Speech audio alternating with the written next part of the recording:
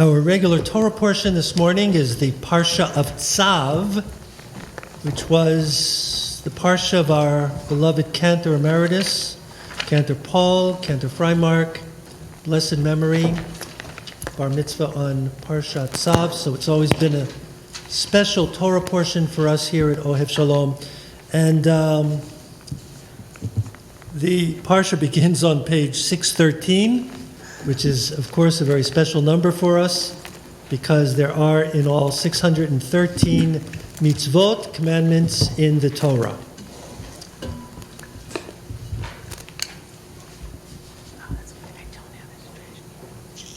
So I want to begin this morning with a question that I'll ask no one to answer.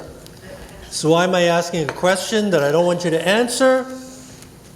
That's a good question. So the question is, how many of you actually do a spring cleaning at home? A spring clean? No, I don't want you to answer. You see, two people raised their hands. So by you saying I do, it makes everybody look like they don't, right? That's why I don't want you to answer, right? So, okay, but it's good to know that you do a spring cleaning. And Arlene, I'm very moved that I would guess that you do a spring cleaning. The next question is, how many of you know what spring cleaning is? Like if you said, this year I'm going to do a spring cleaning, what would you do? I have no idea. So I thought I'll Google it and see what they have to say. So I found Martha Stewart's spring cleaning. I figure if anybody knows, she does. There are 14 different items of spring cleaning. Like, I can't reach most of those things. Really? So I was looking for, maybe I was hoping that after that there would be like spring cleaning light.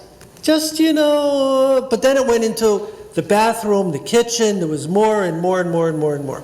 Okay. In the homes of observant or traditional Jews, there is a sort of spring cleaning going on right now. It happens during the weeks between Purim and Passover, and that is cleaning. It happens mostly in the kitchen, but it happens really throughout the house, and that is getting rid of all of the chametz or the chumetz, anything that is leavened, and making sure that it gets thrown out or put away or given to charity, as we do here in the synagogue for those who don't have.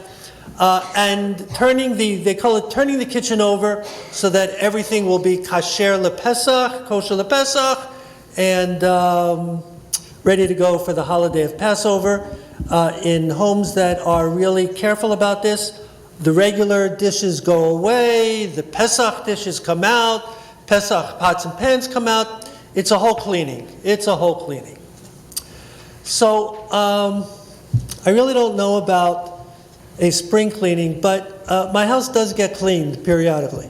And whenever I come home after it's been cleaned, I make a vow.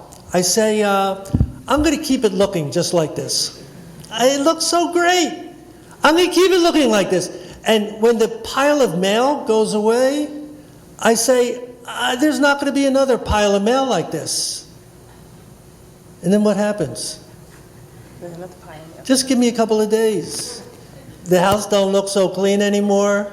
Pile of mail starts piling up again.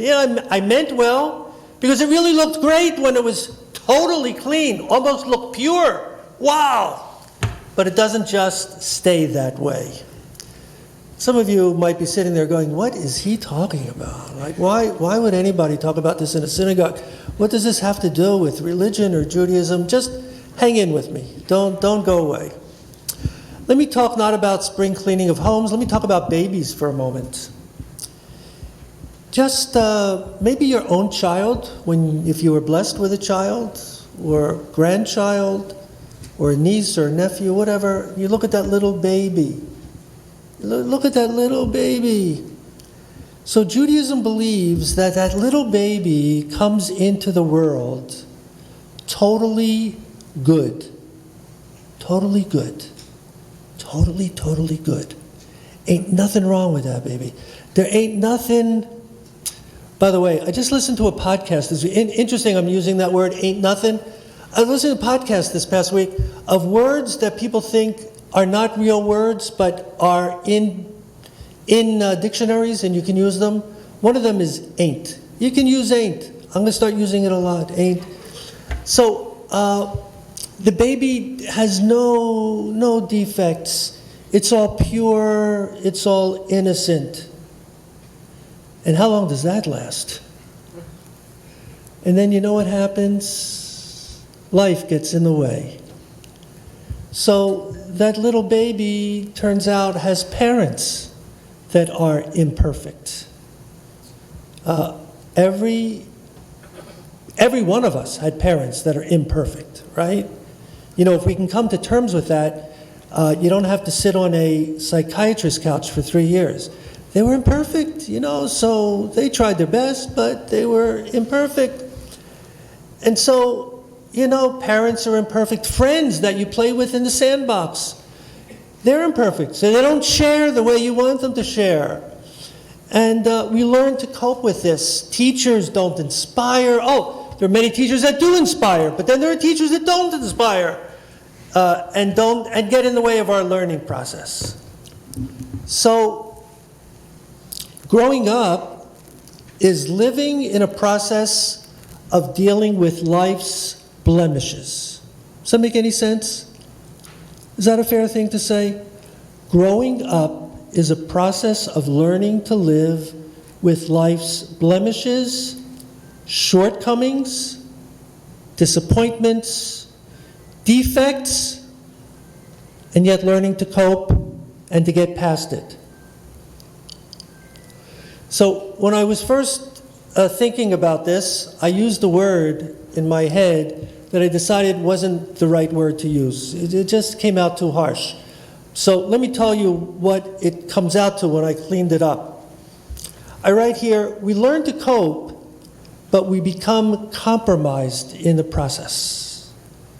That's what life is. You know, we use defense mechanisms. We become compromised in the process. What I originally was thinking is we learn to cope, but we become soiled in the process. We're not so perfectly clean and pure anymore like we were when we were that little baby.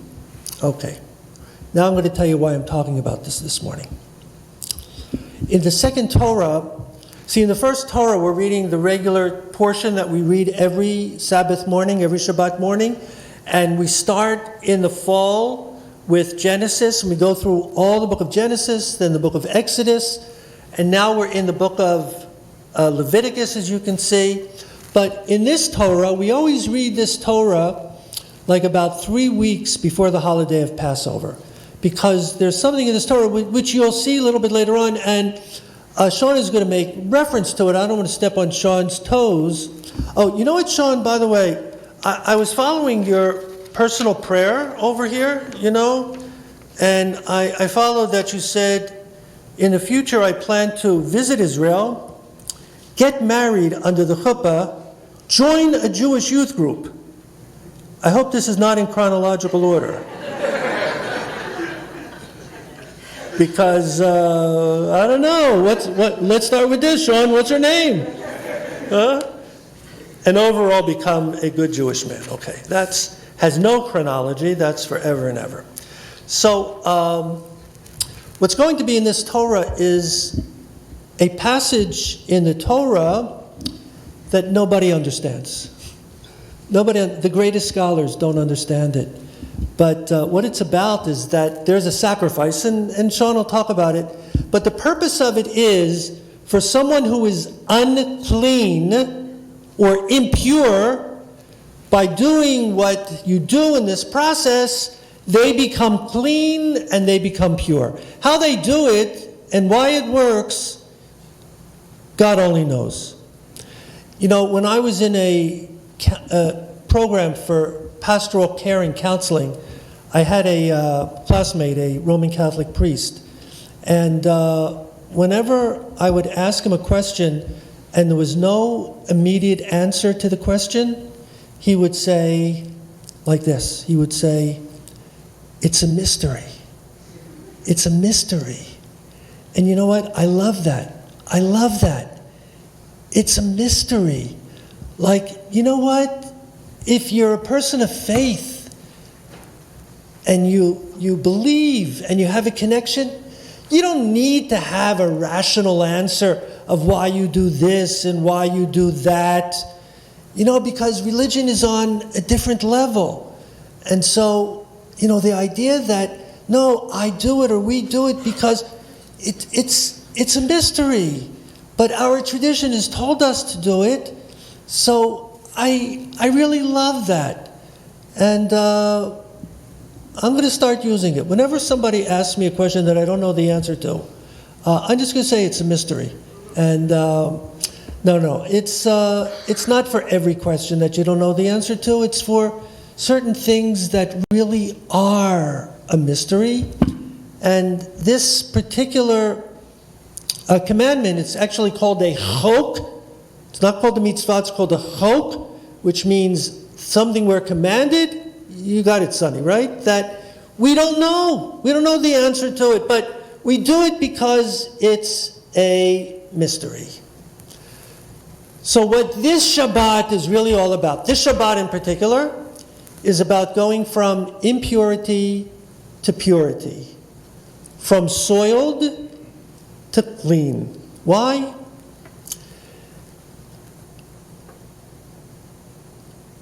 And for those who are actually doing a spring cleaning at home, doesn't it affect how you feel about things? After, you got to take, did you know this? You got to take the cushions of your couch and take them outside and beat them. It sounds like a religious thing to do. Like, right, how many times have you beat them? Right, I've never, okay, this is, I want you to answer this question. How many of you have ever beaten your pillows outdoors? No, this time raise your hand. Oh, okay. We got 2 people. That's fantastic. Sherry, if you got any extra time, my pillows at home need to be beaten. They're never been beaten. Okay, you'll be right over. So, any of you wash your screens every year? Yes, again, Arlene? Really, you do all this? I can't believe it. Wow. What's that? You can pull it in. And you get the outside. You're out of my league. I'm not nearly there. I'm not nearly there. So I have to admit, I'm a little less concerned about doing house cleaning, but what I am concerned about is doing what I call soul cleaning. Soul cleaning before Passover. In other words, we got to get the chametz out of our souls, and we have to be ready to go into the holiday of Passover with a cleaner, purer soul for the holiday. Now somebody might say, Rabbi, why do that now? Don't we do that on Rosh Hashanah Yom Kippur? Like, Rabbi, you're 6 months off. Give that sermon on Rosh Hashanah. Well, I can't give it on Rosh Hashanah anymore because I'm retiring in a few months. So I'm just trying to get it in right now. Just please remember it on Rosh Hashanah. No, that's not why I'm saying it now. It's because, you know what, once a year isn't enough. Clean your home once a year, it's going to be a big mess, right? It's something that we have to do throughout the year. And maybe there are certain markers throughout the year. So one is the High Holy Days when we begin, and one is Passover, which actually is the first month of the biblical calendar. So here we are, folks. We're 3 weeks before Passover. It's getting close, getting close. I've already bought 4 jars of Yehuda gefilte fish. I have. At Costco. Like, how can I just pass by? I haven't gotten the matzah yet, but, and this I really want to have, but I contain myself, control myself. They have at Costco chocolate-covered, what? Chocolate-covered macaroons. I love that. And, but my body is telling me stay away from it. So, spring cleaning. But it's really about not our homes right now. Well, our homes too, yes, our homes too. Especially our kitchens, getting it ready for Yontif. But really our souls, our very beings. And to remember that once we were totally pure. And that purity remains within us. It gets compromised and soiled along the way. But we can retrieve it. If not all of it, we can retrieve some of it, more of it, in time for our celebration of the holiday of Pesach. Yes, this is the time, or it is a time, for the deepest spring cleaning. So with that, let's begin now our reading of the Torah. Let me announce those who have honors to the Torah this morning.